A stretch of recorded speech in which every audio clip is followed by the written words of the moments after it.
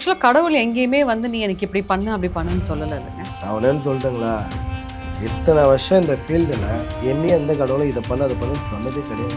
நான் அதுக்காக வந்து பால் வந்து நீ குடிச்சா நீ வந்து பால் குடிச்சிட்டு அது கவுச்சி, நான் வந்து பிளாக் காஃபி குடிக்கிறேன் அதுதான் கரெக்ட் அப்படின்னு சொல்லிட்டு ஏன் புகுத்துறாங்க? அதுக்கு நீங்கள் அப்படியே கேட்டுருக்கலாமே, மாட்டுக்கறி சாப்பிடலாமா சிக்கன் சாப்பிடலாமா. எந்த தெய்வமோ தங்க நகை பணம் காசுலாம் கேட்கலங்க. சில ஃப்ராடு சாமியார்கள் இருக்கிறாங்க, அவங்க கேட்டுப்பாங்க அவங்க அன்றாட வாழ்வில் அவங்க சாப்பிடணும் குளிக்கணும். ஆக்சுவலாக இப்போ சாமி ஆடுறதெல்லாம் உண்மையா? இப்படி கேட்டால் நான் எப்படி சொல்கிறது, உண்மைதான். அருள் வாக்குன்றது எல்லாராலையும் கொடுத்துட முடியாத ஒரு விஷயம். எல்லாமே நம்ம நல்ல நேரம் தானே பார்த்து பண்ணிக்கிறீங்க. இப்போ நான் மாற்றி சொல்கிறேன், ராகு காலத்தில் பண்ணுங்க.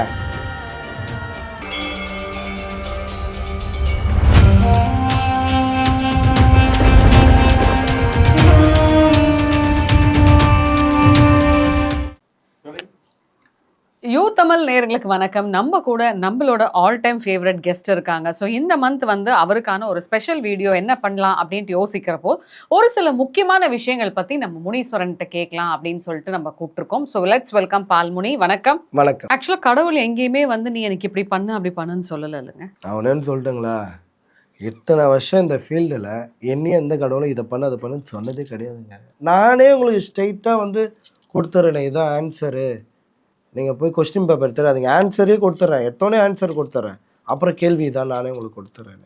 ஆக்சுவலாக மாமிஸும் சாப்பிடக்கூடாது, எனக்கு இது ரொம்ப நாளாக தெரியணுங்க, புரியுதுங்களா? அதாவது இப்போ நம்ம கோவிலுக்கு போகிறோம்னு வைங்களேன், கவுச்சி தின்னா கோவிலுக்கு போகக்கூடாது. ஏதாவது ஒரு விரதம் இருக்கிறோன்னா ஐயோ விரதம் இருக்கிறோம் கவுச்சி சாப்பிடக்கூடாது. முதல்ல இதை கவுச்சி அப்படின்ற ஒரு பேர் ஏங்க, அது ஒரு உணவு. இப்போ உங்களுக்கு பால் பிடிக்கும், புரியுதுங்களா? எனக்கு வந்து காஃபி பிடிக்கும். இப்போ பக்கத்தில் இருக்க கேமராமேனுக்கு மைட் பி டீ பிடிக்கலாம் இல்லையா? நான் அதுக்காக வந்து பால் வந்து நீ குடிச்சா நீ வந்து பால் குடிச்சிட்டு அது கவுச்சி, நான் வந்து பிளாக் காஃபி குடிக்கிறேன் அதுதான் கரெக்ட் அப்படின்னு சொல்லிட்டு ஏன் புகுத்துறாங்க? அதுக்கு நீங்கள் அப்படியே கேட்டுருக்கலாமே, மாட்டுக்கறி சாப்பிடலாமா சிக்கன் சாப்பிடலாமா. நான் என்ன சாப்பிடணும்னு முடிவெடுக்க வேண்டியது நான். அதில் எதுக்காக இந்த மத அரசியல்? எல்லாமே அரசியல் வாழ்க்கை சேர்ந்து தானே ஒரு விஷயங்க. இன்றைக்கி வந்து பார்த்தீங்கன்னா நம்ம ஒரு 4 சேனலு, ஒரு இது கேமரா மைக் முன்னாடி உட்காந்து பேசுகிறோம். ஒரு சின்ன ஒரு டீ ஷாப்பில் கூட பெரிய அரசியல் வாழ்க்கையே ஓடுது. வெட்டு குத்துன்னு சாப்பிட்றாங்க. கண்டிப்பாக. அதாவது பார்த்தீங்கன்னா இன்றைக்கி இந்த கவுச்சி சாப்பிடக்கூடாது அந்த கவுச்சி சாப்பிடக்கூடாது. இன்றைக்கி ஒரு கொலைக்காரனுக்கு முக்கியத்துவம் தராங்களே, இன்றைக்கி கொலை பண்ணுறவனுக்கும் அவனுக்கு மாலை சால்வை நல்லா பிரம்மாண்டமெல்லாம் பண்ணுறாங்களே, அவனும் தெய்வமோ ஒன்றா. இன்றைக்கி ஒரு கொலையே பண்ணுறாங்க, அவர் நிறைய ஒரு அன்னதானமே போடுறாரு, பாவம் தீந்துருமா? கர்மா இஸ் ஆல்வேஸ். இப்போ நீங்களும் அருள் வாக்கு சொல்றீங்க, எத்தனையோ பேர் உங்ககிட்ட குறி கேட்டு வராங்க, நிறைய பேர் வராங்க, வந்து நிறைய விஷயங்கள் பண்ணி கொடுத்துட்டு தான் இருக்கீங்க இல்லையா? ஸோ நான் ஒரு கரெக்டான ஆள், கரெக்டான ஒரு அருள் வாக்கு மரலாடிக்கிட்ட தான் நான் கேட்குறேன். அதாவது வந்து மாமிசா சாப்பிடாத, மாமிசா சாப்பிட்டா என்ன நீ வழிபாடு செய்யக்கூடாதுன்னு எந்த சாமியும் நேராக வந்து சொல்லலைல்ல. நான் ஒன்று சொல்லணுங்களா, கடவுள் வந்து இதை சாப்பிட அதை சாப்பிடு எதுவும் சாப்பிடலாம் சொல்ல. அந்த சிலையை செஞ்சுனுக்கும் போது ஒருத்தன் குடிச்சிடும் வந்திருக்கலாம். அதாவது அந்த கோயில் வரத்துக்கு முன்னாடி அந்த இடம் வேறு மாதிரி இடமா கூட இருந்திருக்கலாம், எப்படி ஒன்றாலும் இருந்திருக்கலாம், அது ஒரு பாத்ரூமாக கூட இருந்திருக்கலாம், அங்கே திடீர்னு ஒரு கோயில் கட்டப்பட்டிருக்கலாம். சரிங்களா? இல்லை நான் வந்து நடுவில் இது நம்ம பார்க்க முடியாத விஷயங்களை சொல்கிறேன். அதுக்கு முன்னாடி நம்ம இருந்திருக்க மாட்டோம், அதுக்கு முன்னாடி இந்த உலகம் எப்படி இருந்திருக்கோம் நம்மளுக்கு தெரியாது, நம்ம தாய் கருவறையிலேருந்து வரும்போது வரைக்கும். சரிங்களா? அப்படி இருக்கும்போது தெய்வத்தை வந்து நம்ம ஏமாற்றிட்டு தான் போகிறோம். இன்ன வரைக்கும் எந்த ஒரு மனுஷனும் சுத்தமாலாம் போகல. எந்த தெய்வமாச்சும் லஞ்சம் வாங்குமா? அது எப்படி வாங்கும்? வாங்குறாங்களே தெய்வங்கள்லாம், எப்படி வாங்குறாங்களே. ஆமாம், இப்போ எனக்கு ஒரு வேண்டுதல் நடக்குது, ஒரு பிஸ்னஸ் நான் பண்ணுறேன், நடந்துச்சுங்களா, அதுக்கு உழைச்சது தெய்வமா நீங்களா? நான் தான் உழைச்சிருப்பேன். எனக்கு ஏன் வந்து வெளியில் தங்கத்தில் காப்பு செலுத்துறேன்னு வேண்டிக்கினேன்.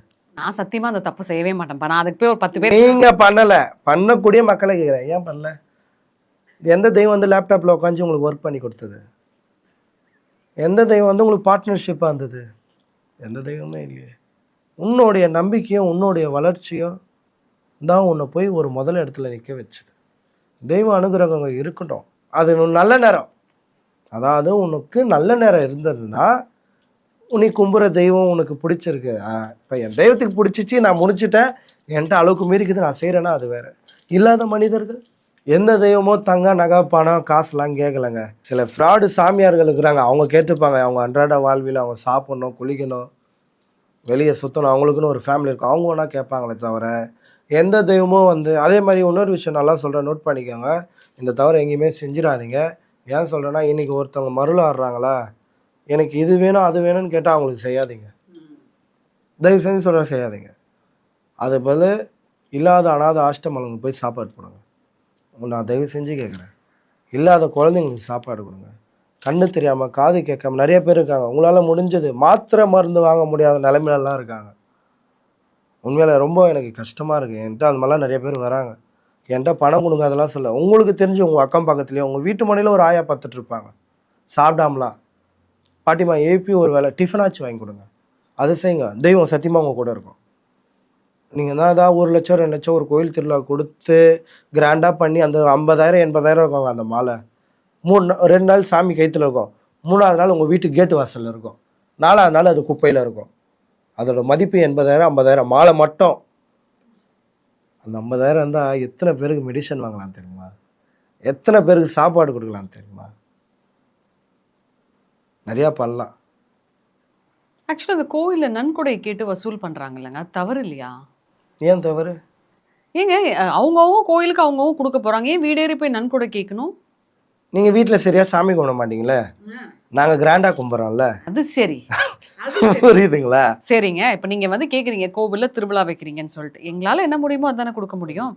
இவ்வளோதான் கொடுக்கணும்னு ஏதாவது ரூல் இருக்கா என்ன? இருக்கு.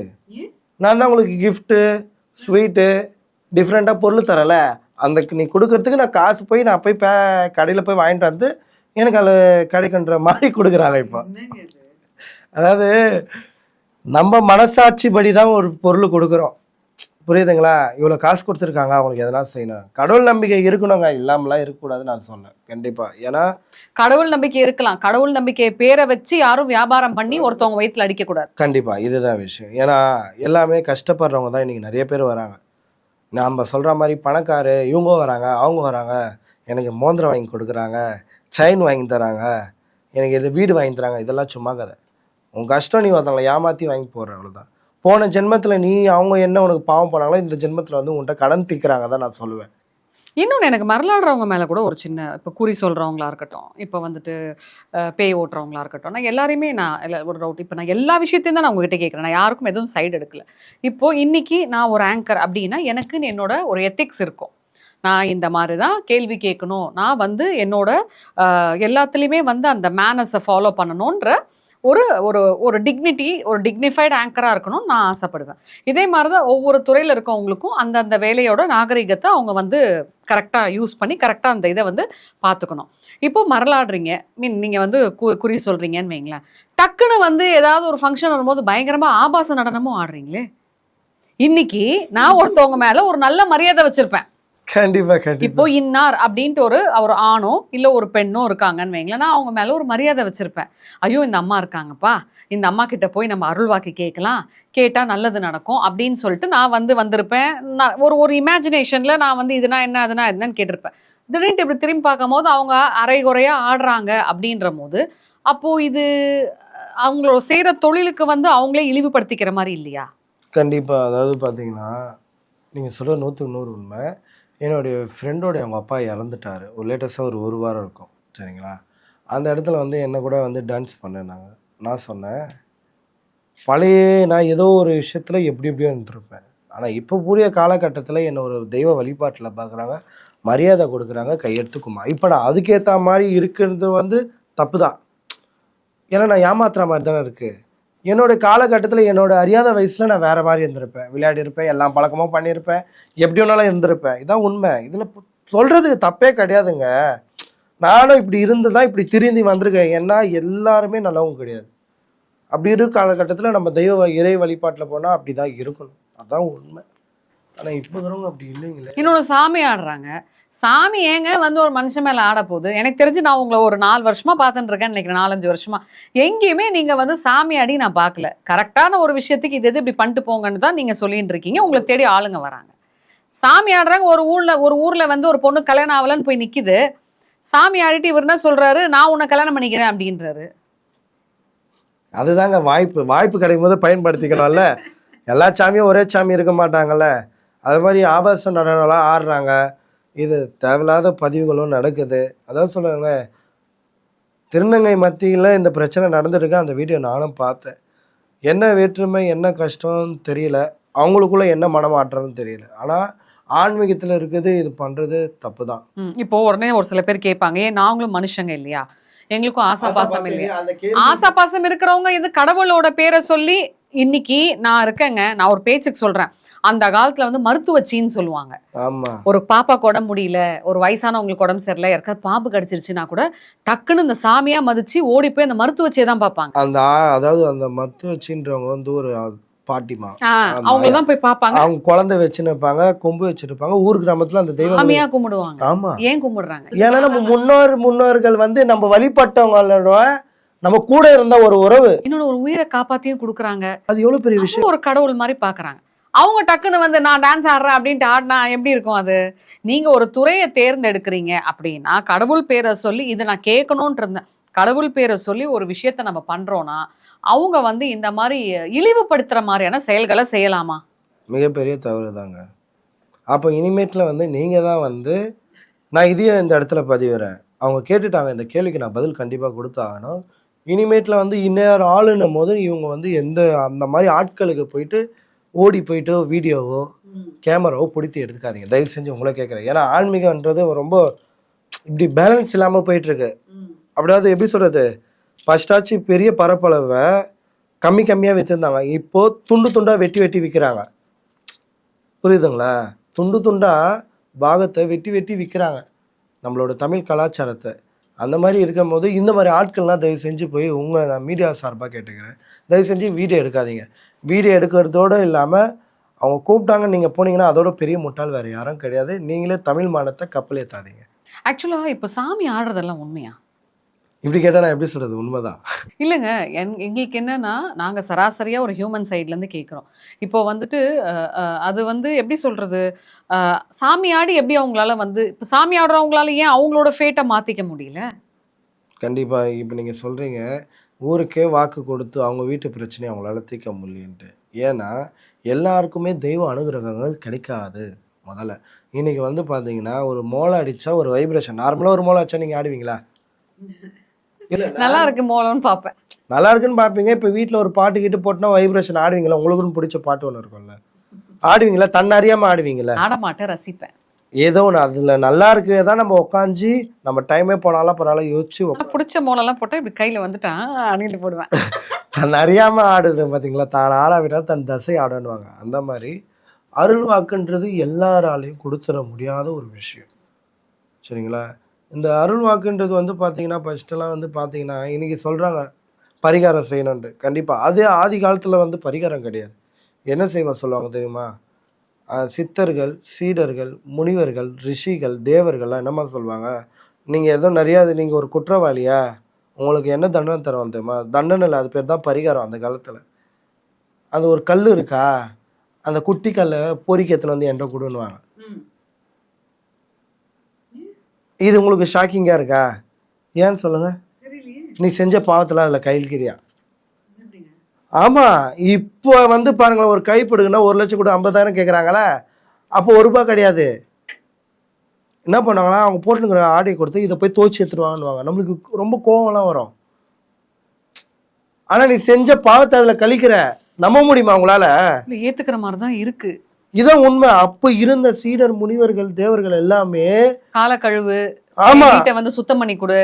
ஆமா, நீ இல்லை ½ அன் ஹவர் அங்கே நில்லுனா உனக்கு ஒரு விஷயம் இருக்குன்னு அர்த்தம். ½ ஹவர் அங்கேயே நில்லுப்பா, நவராத கொள்ளாத, அங்கேயே நில்லு அப்படின்னா அதுக்கு ஒரு காரணம் இருக்குமா. ஆனால் இப்போ தான் எல்லாமே மாறிடுச்சு. நானும் இந்த உலகம் பெருசு தேடிட்டே போயிட்டுருக்கேன். இது யார் சொன்னா, இது யார் இப்படி பண்ணால் இது எப்படி நடக்கும்னு நிச்சயம் அப்படின்ற ஒரு விஷயத்தில் அதாவது பார்த்தீங்கன்னா அறிவியல் பூர்வமான விஷயங்களை வந்து ஈஸியாக சில இதை கண்டுபிடிக்க முடியலனாலும் போய் எப்படியாச்சும் கண்டுபிடிச்சி எடுத்துலாம் அறிவியல் பூர்வமான விஷயங்கள். ஆனால் தெய்வ விஷயத்த யாராலையும் கண்டுபிடிக்க முடியாத ஒரு விஷயம். கடைசியாக ஒரு கேள்வி கேட்குறேங்க. அதாவது இப்போ வந்துட்டு நம்ம நிறைய விஷயங்கள் வந்து கலந்து பேசணும். நீங்கள் நிறைய விஷயங்கள் யதார்த்தமான முறையில் பதில் சொன்னீங்க. கண்டிப்பாக மக்களுக்கு ஒரு தெளிவு வந்திருக்கும்னு நினைக்கிறேன்.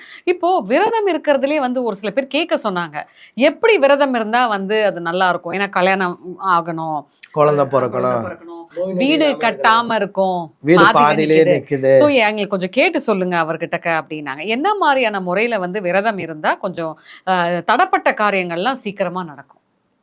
ஒன்று சொல்றேன், போட்டி பொறாம இருக்கக்கூடாது முதல்ல. இரண்டாவது, நீங்க யாருக்கிட்ட எல்லாம் கடன் வாங்குனீங்களோ அந்த பணத்தை கொடுத்துருங்க. என்னது ரெண்டாவது, இதான் முக்கியமான கடன். விஷயம். இந்த கோயில்ல விளக்கு போடு, அந்த கோயில்ல போய் திரி ஏத்துன்னு சொல்ல. நீங்க யாருக்கிட்ட கடன் வாங்குனீங்களோ அவங்க கடத்தை கொடுங்க. இதெல்லாம் சாபத்துல இருந்து விடுபடுவீங்க முதல்ல. நீங்க என்னதான் வீடே கட்டினாலும் அந்த வீட்டுல நிம்மதியா இருக்க முடியாது. ஏன்னா உங்களுடைய பணம் அது இல்லை, முதல்ல மற்றவங்க பணம். சரிங்களா? என்னதான் நீ கட்டிகிட்டே போனாலும் நிம்மதி இருக்காது, எந்த ஒரு நல்ல விஷயமும் எளிதில் நடக்காது. மூன்றாவது விஷயம், இது ரொம்ப முக்கியமான விஷயம், இல்லாதவங்ககிட்ட வரவங்ககிட்ட சாப்பாடு வாங்கி கொடுங்க. சரிங்களா? நீங்கள் சாப்பாடு வைங்க. நாலாவது, ஸ்ட்ரீட் டாக்கு சாப்பாடு வைங்க. ஏன்னா இப்போ அது வாய்ப்பு கிடையாதுன்னு நினைக்கிறேன். ஏன்னா எல்லா நாயும் சாவடிக்குன்னு சொல்லிட்டாங்க கவர்மெண்ட். சரிங்களா? இந்த மாதிரி விஷயங்கள் பண்ணுங்கள். உங்களுக்கு அப்படி இல்லை, நான் கோயிலுக்கு தான் போவேன்னா, ஏன்னா இதான் எனக்கு தெரிஞ்சு எனக்கு கற்றுக் கொடுத்தது. இதுதான் பிறவாமை மற்றவங்களுக்கு சொல்லி கொடுக்கறது, நல்ல விஷயங்களை கொண்டு போனது தான். இப்போ நான் போயிட்டு ஒரு சாமிக்கு போயிட்டு நான் என்னதான் வச்சாலும் அந்த சுவாமி வாசனையை மட்டும்தான் எடுத்துக்கும், சாப்பிட மாட்டார். ஏன்னா ஏங்க படைச்சவனுக்கு நம்ம போய் படித்ததை போய் எடுத்துன்னு போய் கொடுப்போமா? அவன் ஏற்றுப்பானா? நான் உனக்கு கொடுத்தது என்ன எனக்கு தரேன், நீங்கள் எடுத்துக்கோங்க, அழகிற வாசனை மட்டும் நான் எடுத்துக்கிறேன்.